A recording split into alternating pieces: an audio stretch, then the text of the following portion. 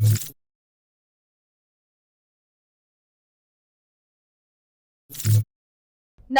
હું છું પ્રિયા અને તમે જોઈ રહ્યા છો જનતા કી જાણકારી ન્યૂઝ।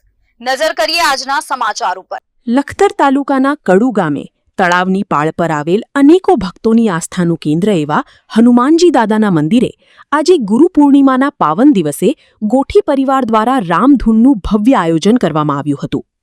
અંદાજે 200 વર્ષથી પણ જૂની પૌરાણિક અલૌકિક છે કડુ તળાવની પાળ પર આવેલ હનુમાનજી દાદાની આ મૂર્તિ।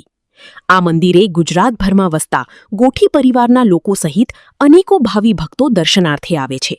ત્યારે આજે ગુરુ પૂર્ણિમાના પાવન દિવસે ગુજરાતના વિવિધ ગામોમાં વસતા ગોઠી પરિવારના ભાઈઓ બહેનો દ્વારા અહીં રામધૂનનું સુંદર આયોજન કરાયું હતું, જેને પગલે સમગ્ર વાતાવરણ ભક્તિમય બની ઉઠ્યું હતું। ગોઠી પરિવાર, કડુ ગ્રામજનો તથા અન્ય ભાવિકો દ્વારા આ હનુમાનજી દાદાની પૂરી શ્રદ્ધાથી બાધા માનતા રાખવામાં આવે છે। ખૂબ અનેરું મહત્વ ધરાવે છે કડુ તળાવની પાળ પર આવેલ હનુમાનજી દાદાનું આ મંદિર। ત્યારે આજે સાપકડા ગામના ધૂન મંડળ દ્વારા રામધૂનની રમઝટ બોલાવતા સૌ કોઈ ભક્તિમાં લીન બન્યા હતા અને હનુમાનજી દાદાના દર્શન કરી ધન્યતા અનુભવી હતી। આજ રોજ તારીખ 29/7/2024 બુધવાર લખતર તાલુકાથી 5 કિલોમીટર દૂર એવા કેસરી નંદન હનુમાનજી મહારાજની જગ્યા ઉપર અમે આજે ઊભા છીએ।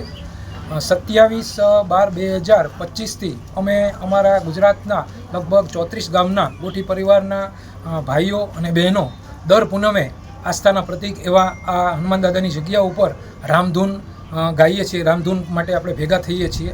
આજ રોજ હળવદ તાલુકાના સાપકડા ગામના બુટ ભવાનીના સ્થાનકના રામાપીર ધૂન મંડળ દ્વારા ખૂબ ભવ્ય રીતે આજ ધૂનનું આયોજન કરેલ અને એમાં લગભગ 150થી 200 ગોઠી પરિવારના ભાઈઓ અને બહેનોએ ભાગ લઈ આજનું વાતાવરણને ખૂબ ભક્તિમય બનાવી અને વાતાવરણ ખૂબ સુંદર બનાવી અમારા હનુમાન દાદા અમારા ગોઠી પરિવારના તમામ ઉપર આસ્થાના પ્રતીક એવા હનુમાન દાદા અમારા ઉપર કાયમ માટે એની અમી દ્રષ્ટિ રહે છે।